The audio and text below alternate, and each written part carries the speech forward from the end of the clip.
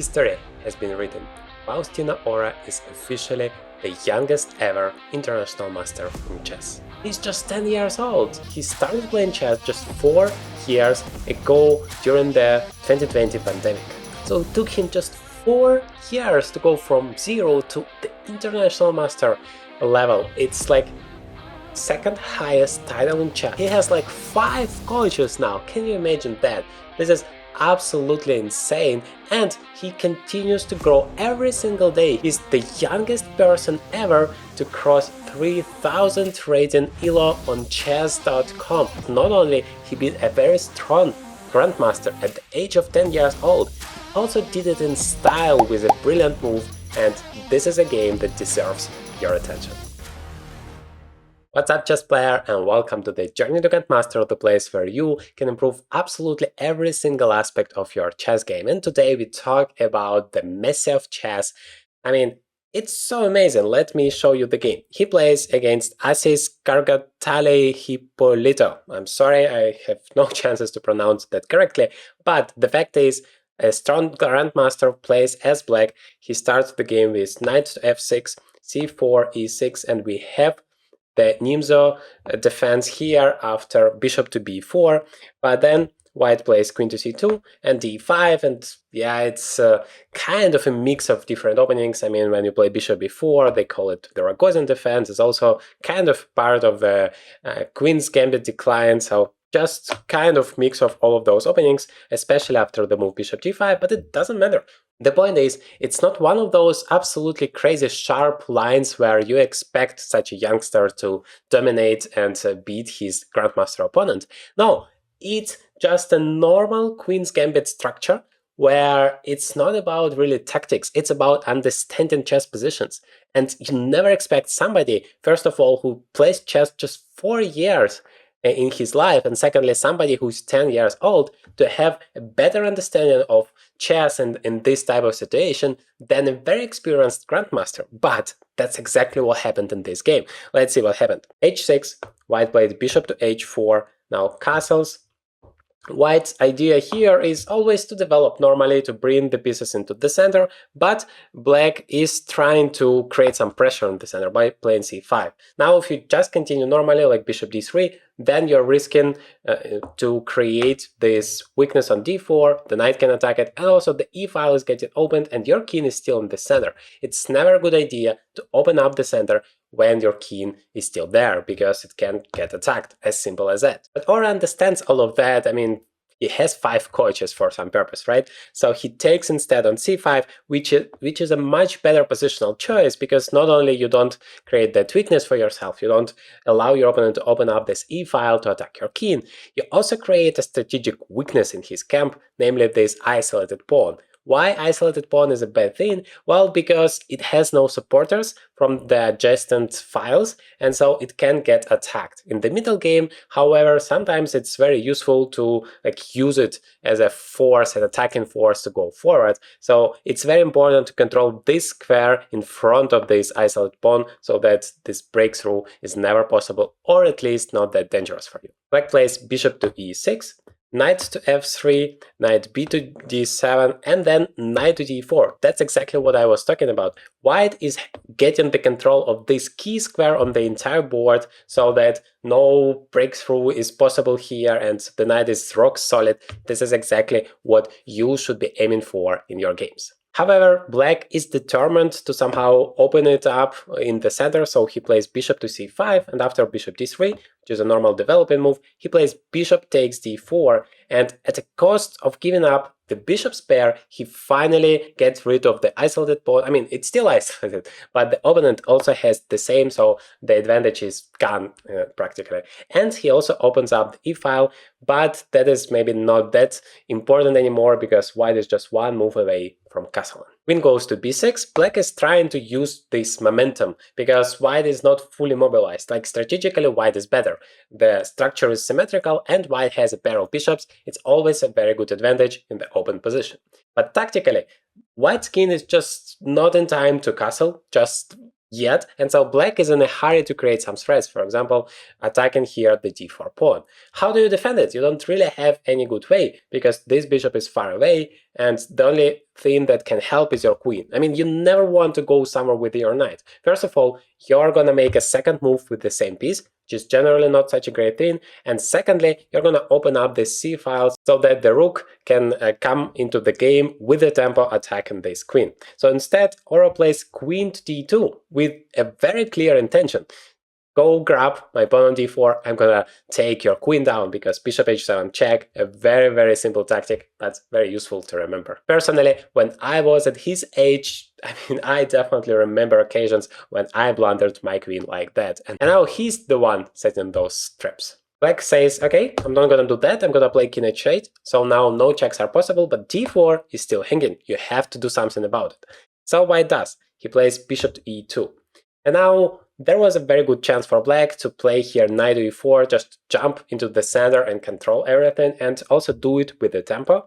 Because if you take it, then suddenly you notice that it's now white who has an isolated pawn, and black with the time would be able to take advantage of that, attack it, and yes, even though white still has a pair of bishops, somehow all of black pieces have good potential and also targets to attack. Instead of that, black is playing bishop to f5 with an idea to prepare the knight e4 even better, to have perfect conditions to do that.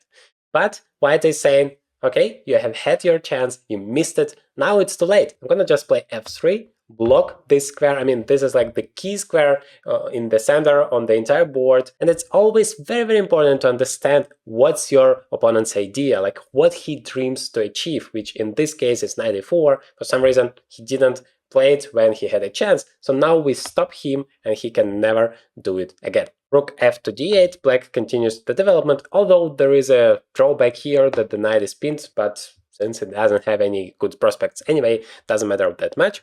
So white finally castles here, black brings the last piece into the game. By the way, always religiously focus on the development. Try to bring all of your pieces into the game as fast as possible and as active as possible. Now white does the same, rook a to c1, queen goes to f5, rook f to d1. This is like the classic knowledge of chess. Both players are implementing those key principles, bring in all of your pieces, and now they are ready for real fight. Let's see what happens. Once all of the pieces are ready to participate, some maneuvering starts. Black plays a6 to grab this b5 square under control, maybe b5 is gonna happen later on. White plays bishop to f1, then rook comes to c6. Now white realizes that this rook is actually not that useful on the d file because it's blocked by the pawn, and there is an open file. Remember please, rooks love the open files. So always try to place your rooks along those files. By the way, white played rook to f to d1 in the first place, where he could have played rook to e1 immediately,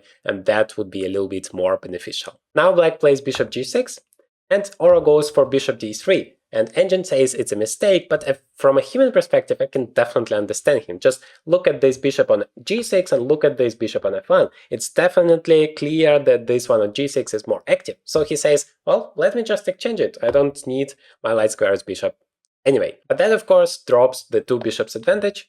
And now it's just a bishop against the knight, which could be still an advantage in the open position, especially when there are pawns on both sides of the board, which is the case here. But on the other hand, black pretty much doesn't have any weaknesses. All of the pieces are mobilized. Well, maybe this d5 pawn is a little bit weak, but the d4 one is not really better. Black plays rook d to c8, and now white decides to double the rooks along the e file to create some pressure there. Maybe in the right time the rook will come to e7, putting pressure on the f7 pawn. So you always need to find those weaknesses in your opponent's camp and then try to put pressure on it. This is how you win at chess. You always put pressure on your opponent. Your main goal in chess is to make your opponent's life as miserable as possible. Black plays b5, trying to get some counterplay over here on the queen side where he is stronger. Now a3 just to stop the move b4, or at least make it not that dangerous. So as always, we think about our opponent's counterplay, and if that's dangerous or unpleasant for us, we try to find a way to stop it. Now black can still play b4, but then we are gonna just exchange. The knight on c3 is still stable, no real problems. So black plays rook to c4, and after doubling the rooks along the e file, from the white side he does go for the move b4. But now there is something crazy happening.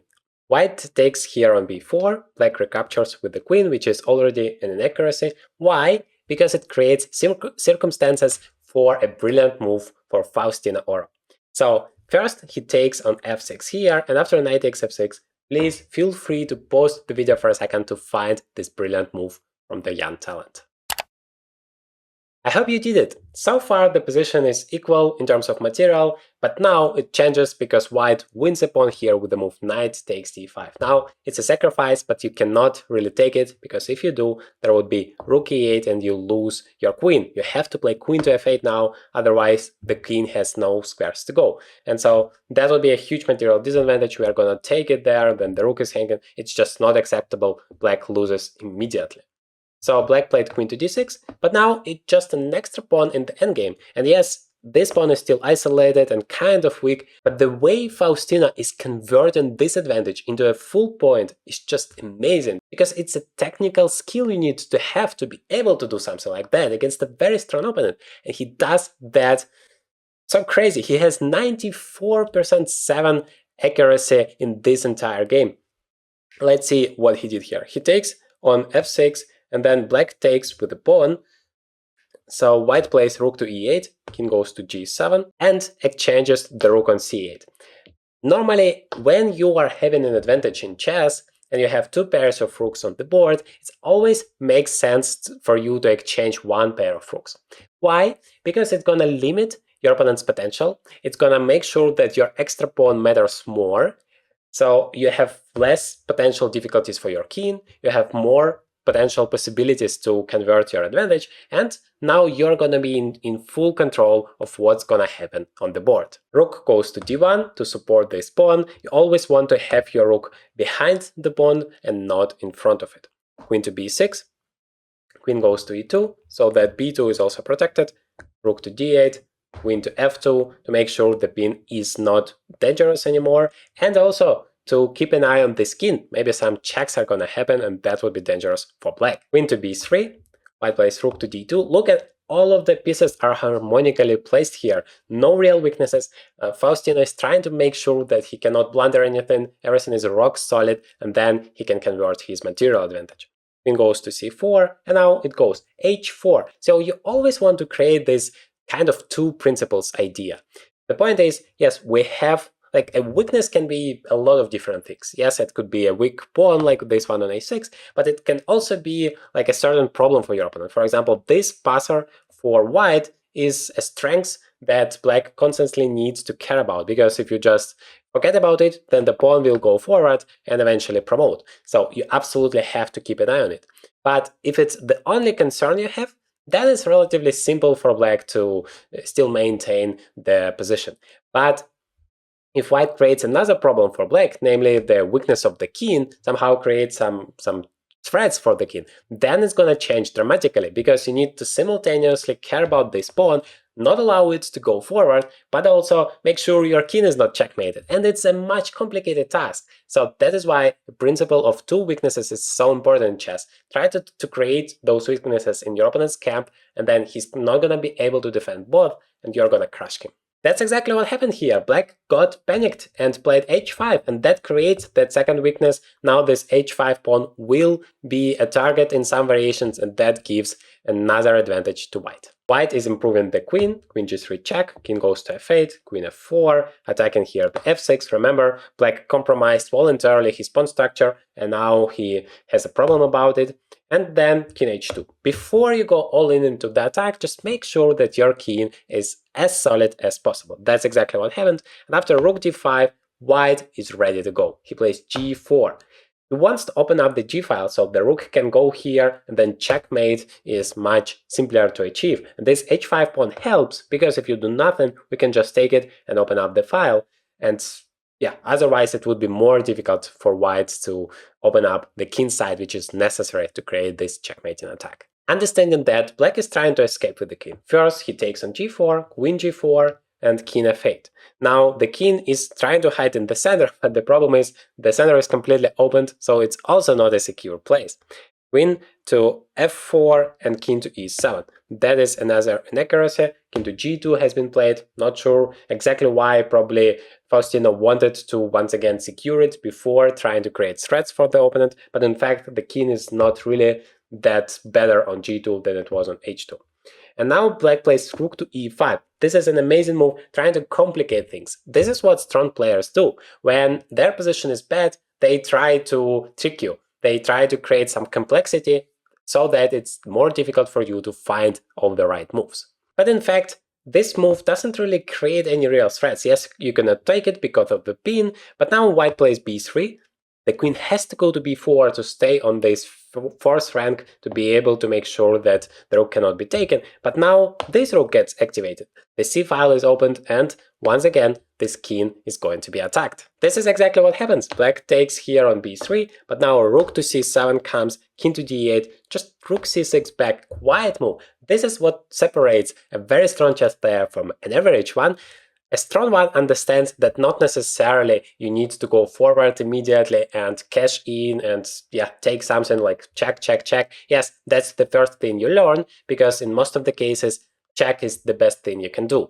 But in some complex situations, you need to find those quiet moves first so you can maximize your advantage and then go all in into the attack. Because yes, you can take here on f6 immediately, and that would be quite a good advantage for white, but that would be a queen's endgame. Queen's endgame is always a huge risk to blunder some perpetual check, or just in general very difficult to convert such a position, because your opponent is gonna check you forever. So rook to c6 to save the rooks on the board, and then f6 is still under attack and the king is still naked. Black plays queen to b2 check, but after king to g3 you don't really have any checks. The rook is hanging and the entire position collapsing. Black plays queen to b4 back, but now just queen takes f6, attacking the rook, so rook to e7 is absolutely forced, and now rook to d6, the final move, breaking the connection between the queen and the rook, so that you cannot go to c8, because we are gonna win the rook for free, and if you go to e8, unfortunately for black, there is checkmate in 1. So black resigned, making this history possible. Faustino Ora at the age of 10 becomes the youngest ever international master. Imagine how cool it would be to play chess without ever having opening troubles again. What if I told you I could teach you all openings you will ever need in just 10 days? You get lifetime access to more than 110 pure value video tutorials, almost 100 practical tasks to apply your knowledge immediately into practice, 30 plus bonus videos to dive 10 times deeper, as well as private community where all questions you might ever have are answered daily. Get the $200 limited time discount with the link in the description and forget about all opening pain once and for all. And this is just the beginning for this young wunderkind. I mean, he has 5 coaches in his pocket, he is ready to smash all the records, become the youngest grandmaster ever, and his parents are even saying this is like not the biggest concern, he just wants to become better at chess, and I admire it so much, because so many kids nowadays are just crazy about all of those records, and he is really serious about his chess, he just wants to become better. They moved to Spain from Argentina, just like Lionel Messi did when he was a young kid, and so he has such a bright future. So many people are following his career now, even if they are not really passionate about chess. This is crazy, and this is very good for chess in general. Let me know in the comments what you think, whether this guy is going to be able to become the next big star and potentially become the world champion. Now, I have an absolutely amazing story for you. In this video, I share with you a game where somebody of age of 8 years old is beating a real chess grandmaster in a classical game. Absolutely insane. You have to take a look at it.